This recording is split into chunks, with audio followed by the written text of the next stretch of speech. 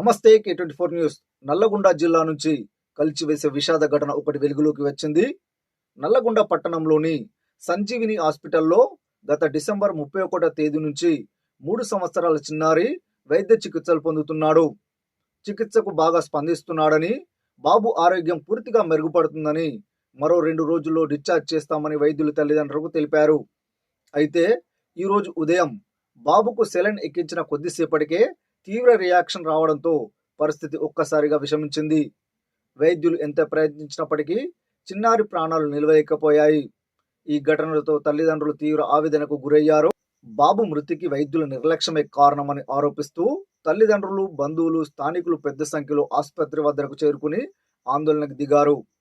ఆగ్రహంతో హాస్పిటల్పై దాడికి కూడా పాల్పడ్డారు.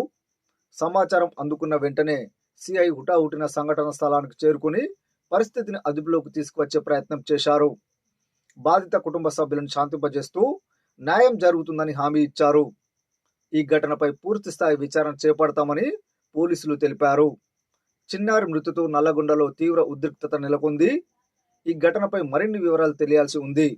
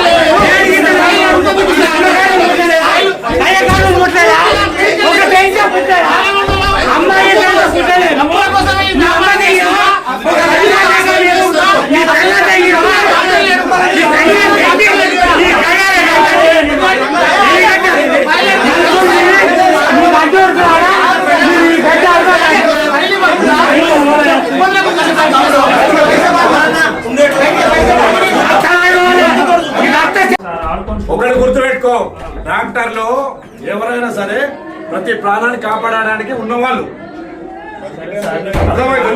నిర్లక్ష్యం ఉంటే మనం టెక్నికల్ గా పూజ చేయాలి. జిరాక్స్ ఇస్తారని మొత్తం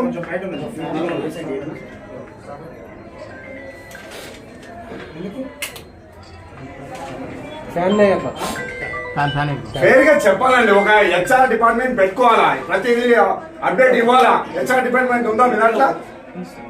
మరి చెప్పాలా, ఎక్స్ప్లెయిన్ చేయాలా. అప్పటి వరకు మాట్లాడిన వ్యక్తి సడన్ గా ఎందుకు చనిపోయినారో చెప్పండి. రీజన్ చెప్పండి, ఎందుకు చనిపోయాడు. అప్పటి వరకు మంచిగా మాట్లాడిన వ్యక్తి, నడుచుకుంటూ తిరిగిన వ్యక్తి, ఏమైంది, ప్రాబ్లం ఏం చెప్పండి.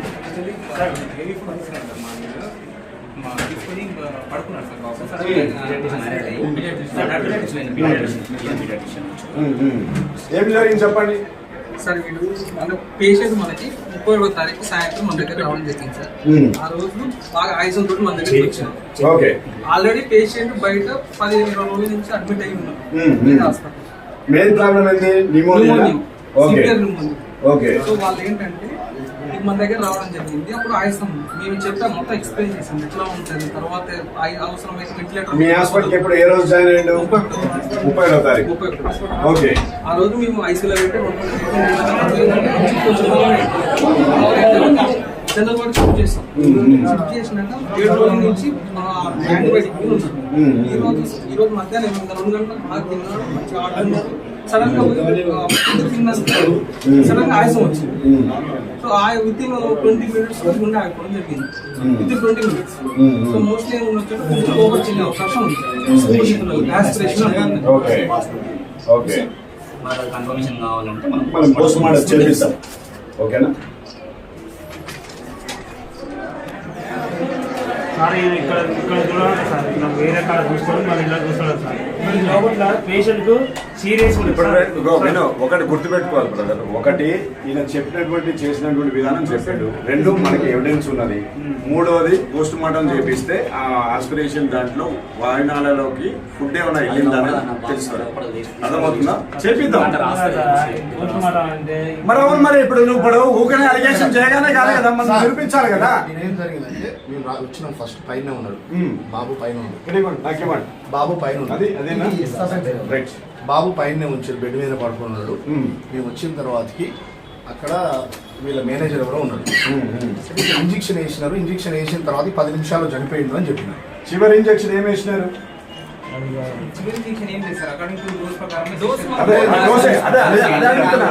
మీ క్వశ్చన్ స్ట్రైట్ గా అర్థం చేసుకోండి. లాస్ట్ మీరు వేసినటువంటి ట్రీట్మెంట్ చూపించండి నాకు.